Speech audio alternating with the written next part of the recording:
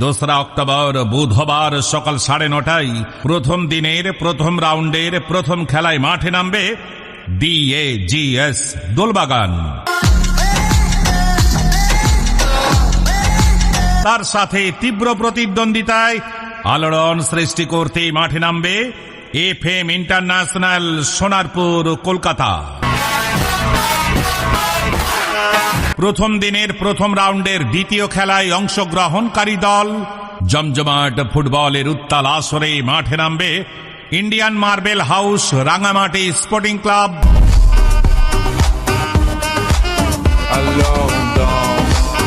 দোলপাড় করতে আসছেন তার সাথে তীব্র প্রতিদ্বন্দ্বিতায় জয়ন্তী একাদশ Amlashuli. Muchas gracias, afición. Esto es para vosotros.